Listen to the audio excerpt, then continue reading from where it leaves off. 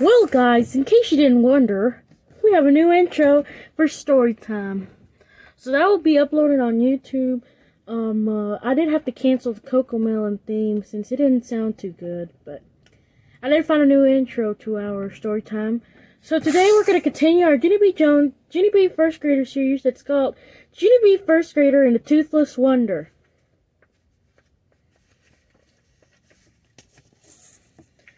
Chapter 5. The Fairy. The night we had festivities. Festivities is when my grandpa and grandma come over and all of us eat cake. Grandma Helen Miller made the cake herself. She put a big smiley face in the top, only that is not all, 'cause the smiley face had a tooth missing, just like me. I laughed and laughed at that silly thing. Then I reached in my pocket and I got my tooth and I passed it all around the table. "Oh, that's a bite, GB," said Grandma Miller. "I know it, Grandma. I know it." "It's like peanut," I said real proud. "I can't wait to take it to school for a show and tell. The children are going to love this thing." Daddy looked strange at me. "Oh, gee, I don't know, honey," he said. "I'm not really sure you should take your tooth to school." Mother shook her head. "No, Junie B, that's definitely not a good idea," she said. "And besides, you won't even have your tooth on Monday, remember? You have to leave it for the tooth fairy tonight." Just then my skin got chill bumps again and the flutterflies came back in my stomach. 'Cause I know stuff about that fairy, that's why. My voice felt kind of shaky. "Yeah, if I don't want to leave my tooth for the fairy, Mother," I said. "What if I just want to take it to show and tell and that's all?" Mother shook her head again. "No, Junie B, no show and tell," she said. "Taking a tooth to show and tell is just, well, it's just..." "Disgusting," said Daddy. "Yes," said Mother, "disgusting." I winked at those two. "No, it isn't," I said. "Lots of kids bring teeth to school, 'cause one time Roger brought a shark's teeth, and he even let me and her put it right in our mouth, and then we looked like sharks, too." I thought some more.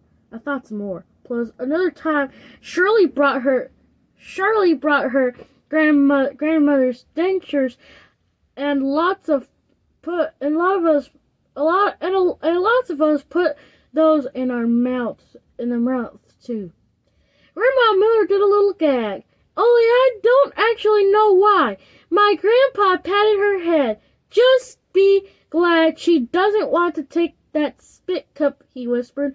Just then my whole face lighted up, 'cause I have ears like a hawk, of course. The spit cup! I will take that spit cup," I hollered. I jumped down from my chair and I zoomed to the bathroom. Then I got the spit cup out of the trash and I dusted it off real good. "Good news, people," I shouted real loud. "There's still blood around the edges." I quick ran back to show them. Grandma Miller closed her eyes at that sigh. Then Mother put her head on the table and hid her face in her arms. The festivities were over, I believe. After Grandma and Grandpa Miller left, Mother took me into the bathroom and we brushed my teeth real careful.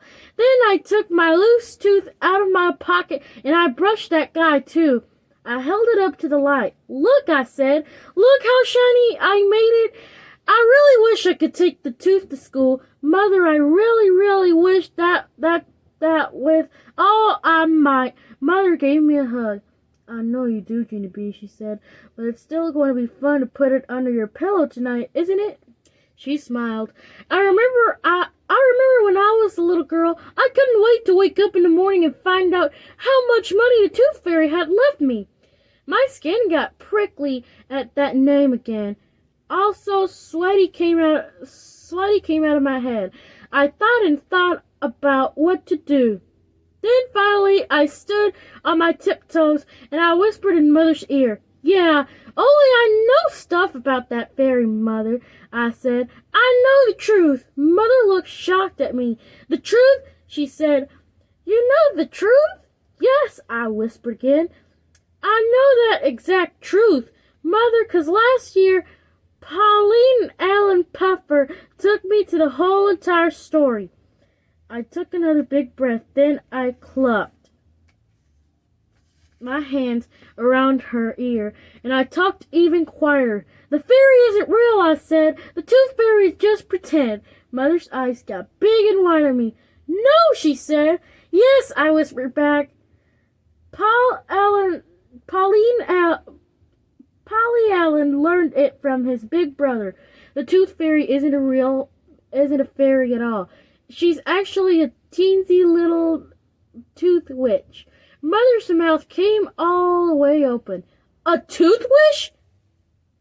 A tooth witch? Shh, I said.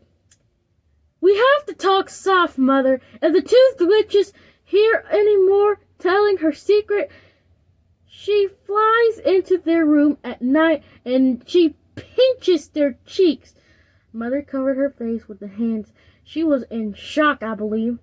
Polly Allen's brother even saw the tooth witch, I said, 'cause one night he put a tooth under his pillow and then he stayed awake all night and he saw the tooth witch fly into his room on a teensy little toothbrush. Oh my, said Mother. I know it is. Ow, my, I said. And that is not even the worstest part.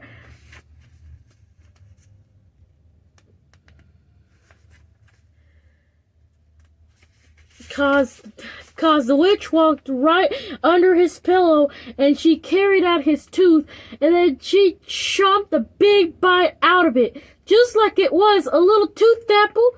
Mother made a noise behind her hands. I patted her very nice.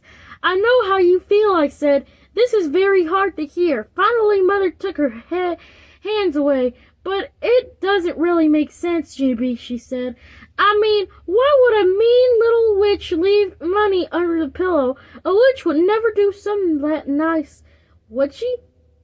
I rolled my eyes way up to the ceiling, because sometimes I have to explain everything to that woman. Of course she would. Mother, don't you get it? The witch leaves money so children think she's really a fairy. Because if children don't think there's a fairy, they won't leave their teeth right. And if they don't leave the teeth, the witch won't get any tooth apples. Mother closed her eyes very tight. Then, all of a sudden, she opened up the bathroom door. And she ran right out of the room. She was taking it harder than I thought.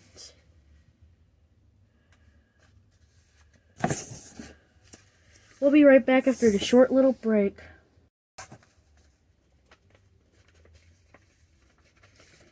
Chapter 6, Full of Soup. That night, Daddy took me into bed. He said that Pauline Allen Puffer's brother is full of soup. That's no such thing as a tooth witch. Junie B, he said, I promise you there isn't Pauline Allen Puffer's brother. Just made that up to scare Pauline Allen. And then Polly Allen said it to scare you too. I shook my head. No, Daddy, no, it's not made up. I know it isn't, 'cause a tooth witch makes sense. That's why I said.